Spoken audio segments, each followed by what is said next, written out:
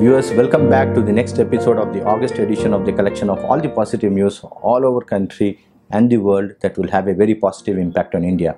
So we start off from where we left last time with respect to the positive events happening with respect to state initiatives. There are two more major initiatives that has happened at a state level, which are something that's very interesting for us to note.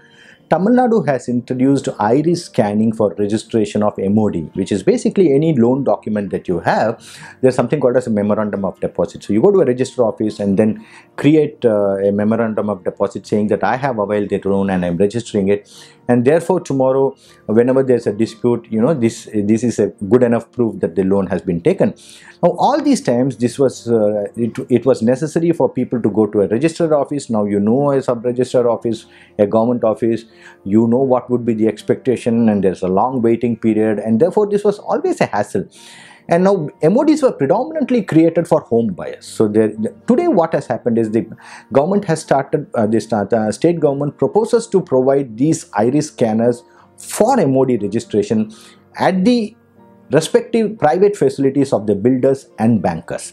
So suppose you're taking a loan, maybe you'll be able to create the MOD at the banker's premises itself using your iris scan.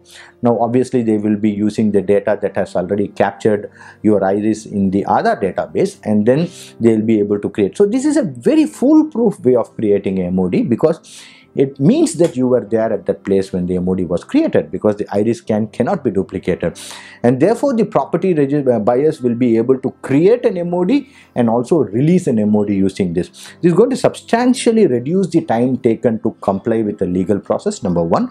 It will also reduce the rush in the sub-registered office, and obviously it will also reduce the income for some of the government officials and enhance the customer experience for the users.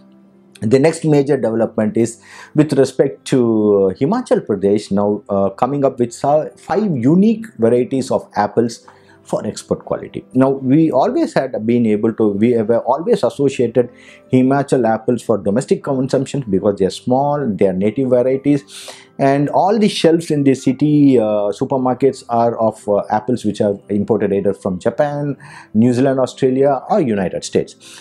But Himachal has gone one step ahead, and they have created 5 interesting unique apples called Royal Delicious, Dark Baron Gala, Scarlet Spur, Red Velox and Golden Delicious, and they've started exporting this to the Middle East, predominantly to Bahrain. So this is a very different kind of an approach taken by a state government, and therefore the agri exports from the state and many other states which will follow this route is expected to increase. The next is with respect to some of the initiatives that has been taken by corporates.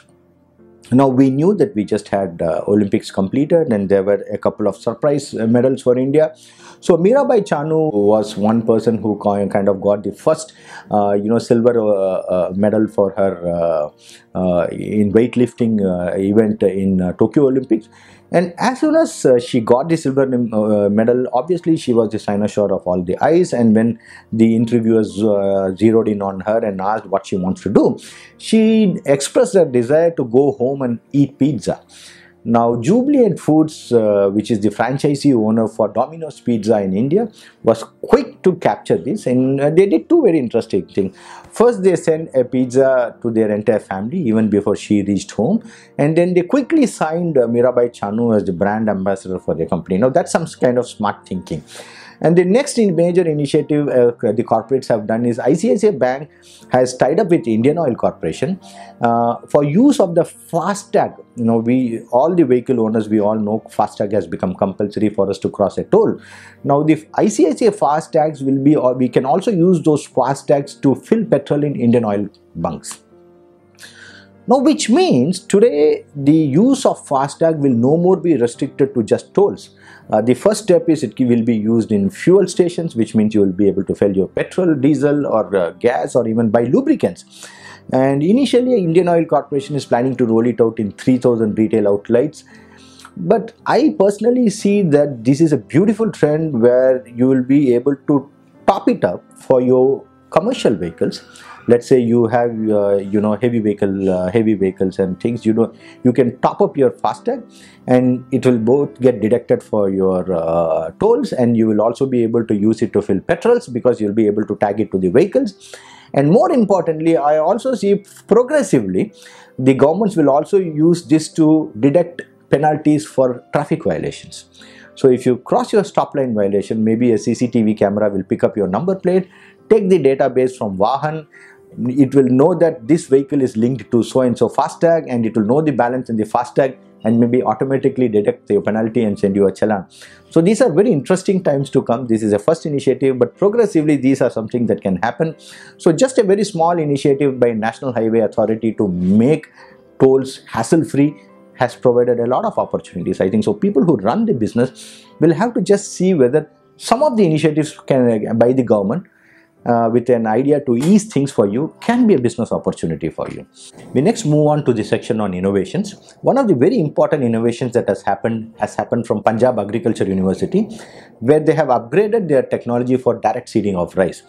Now, rice is a crop which is highly water intensive crop, and we have already come to a situation where in many Punjab and Haryana, the water tables have receded considerably, and therefore the farmers are having to take costly loans to sink new bore wells at greater depth, which means they need a higher power motor, and all these things will make agriculture not so profitable. We are seeing an increasing trend of farmers falling into debt traps. Now, all these things cannot continue for a long time, and we have already started seeing that some of the areas are not having enough water, in spite of the Indira Gandhi Canal being available for many parts of Punjab and Rajasthan. And therefore, this was the need of the hour. So what Punjab Agriculture University has done is they had improved upon the direct seeding of rice, which means generally rice is cultivated in a nursery, and then the saplings are replanted in another larger farm, and most of these farms are always topped up with water. Now here the Agriculture University has found a way just to have sufficient soil moisture instead of it being filled with water. So in this new technique, the pre-sowing irrigation is applied on a level field and primed seed is sown immediately. So they have ensured that the soil just stays moist enough so that the primed seeds are immediately sown there and it's able to grow. Now, last year, something substantial has happened. During the COVID-19 breakout, most of the laborers in Punjab are today migrant laborers. So they had all gone back to their native place. And there was a shortage of labor. Now, transplantation requires a lot of labor, whereas this direct seeding technology, DSR technique, doesn't require so much of labor. So in 2020 alone, rice was sown using this DSR technique in close to 5 lakh hectares in Punjab. And the yield and the quality of the rice was found to be extremely good. Now, the advantage of this technology, because this is the same challenge we face everywhere, the delta in Tamil Nadu, the delta in Andhra. Fortunately, Telangana has been able to build a lot of dams, so for now they are having surplus water. But this is happening all over the country, and this technology will ensure that there's a lot of water that is saved, labor that is saved, power cost is saved, because anyway they were getting power free of cost, so they never noticed about it. Besides reducing the weeds, which means when the weeds come down, weedicides also come down, and therefore things that are grown in the farm is not only healthy for us, it's also healthy for the environment, because whenever weedicides are applied, a lot of worms also get killed. When worms get killed, the birds don't have. So it's a ecological disaster that we were getting into. So this DSR technique is going to improve the condition of farming and also put more money into the farmers. The next is a very interesting point. It's just more out of innovation. Jamun fruit extract has been used as a very inexpensive coating for efficient solar cells. Now, scientists at IIT Roorkee have created a very inexpensive photosynthesizer or dye sensitized solar cells. So you generally have something called as Grazel cells, which are very thin film solar cells on a porous layer of titanium dioxide. And then you need a coating of a pigment or a dye molecule which is able to absorb the light more efficiently. So India has, the scientists have been able to use the jamun fruit, it's a very distinguished violet color to create this particular cell. So that is where we have the innovations. Viewer, please stay tuned. We have a little bit more coming on the trends which will be of very great interest to you. Thank you for always being part of our channel. It's your support which keeps us going. Stay healthy, stay safe, and thank you for watching us.